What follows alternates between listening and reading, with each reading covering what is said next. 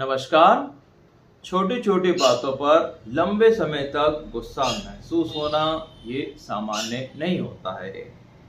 गुस्से के कई प्रकार होते हैं। अगर कोई ने हमसे कुछ कह दिया, गुस्सा आ गया थोड़ी देर के लिए, या फिर किसी व्यक्ति ने गुस्सा दिखाया लेकिन अंदर से महसूस नहीं कर रहा है, वो ऐसी दिखावटी गुस्सा। और भी तरह के कई गुस्से होते हैं, लेकिन आज जो हम जिस तरह के गुस्से के बारे में बात कर रहे हैं वो थोड़ा सा अलग है। इस तरह के गुस्से में व्यक्ति को रोज ही गुस्सा आता है, लगभग रोज ही गुस्सा आता है। और ये गुस्सा कम से कम 20-25 दिनों से या 2-3 महीनों से 2-3 सालों से रोज आ रहा है। हर छोटी छोटी बात पे आता है। और सुबह के समय जो रहता है वो ज़्यादा रहता है और शाम तक थोड़ा सा कम हो जाता है। तो इस तरह का जो गुस्सा होता है वो सामान्य नहीं होता है।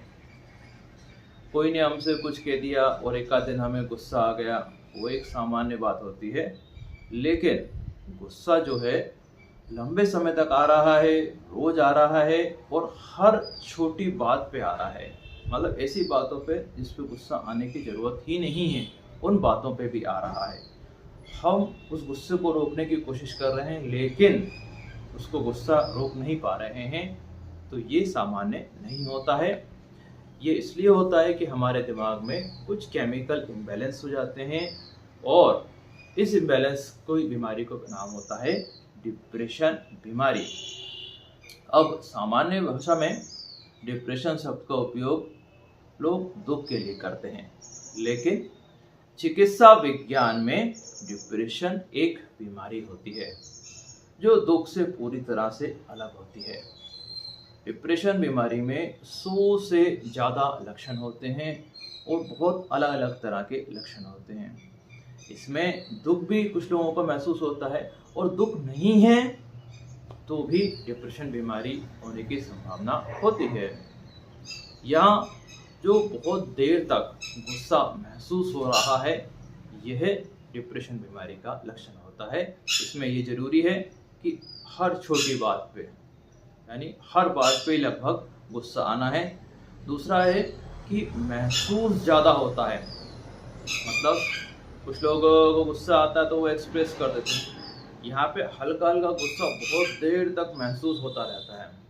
ये अलग पिक्चर रहती है जो कि सामान्य गुस्से से अलग होती है। दूसरा बात यह है कि इसके बाद इस गुस्से के साथ साथ दूसरे लक्षण भी आना शुरू हो जाते हैं, जैसे नींद नहीं आना, काम में मन नहीं लगना और चिड़चिड़ापन। इस तरह की चीज़ें भी शुरू हो जाती हैं और भूख भी कम हो जाती है। ये सब डिप्रेशन बीमारी के लक्षण होते हैं। ये लक्षण दूसरी बीमारी में भी मिलते हैं, लेकिन जो गुस्सा लंबे समय तक महसूस हो रहा है ना, हल्का हल्का सा गुस्सा महसूस हो रहा है हर छोटी बात पे, ये डिप्रेशन बीमारी की ओर बताता है। इस बीमारी के लिए हमें घबराने की कोई भी ज़रूरत नहीं होती है। ये बीमारी जो होती है 100 में से 10 लोगों को होने की संभावना होती है दुनिया में कहीं भी। तो केवल आप ही नहीं हैं जो इस बीमारी से पीड़ित हैं, कई लोग होते हैं और इसका इलाज बहुत ही आसान होता है। पहले तो हम अपने सोचने के तरीके को बदलने की कोशिश करें। अगर उससे नहीं हो पा रहा है तो संतुलित आहार लेके देखें, एक्सरसाइज करके देखें, और उन तीनों चीज़ों से अगर नहीं हो पा रहा है तो निकटतम डॉक्टर के पास जाएं। वो कुछ दिन के लिए आपको दवाई देंगे और दवाई देने के बाद फिर आप जो है संतुलित आहार पर ध्यान दें, आपके विचारों पर ध्यान दें, आपकी नींद पर ध्यान दें और एक्सरसाइज पर ध्यान दें।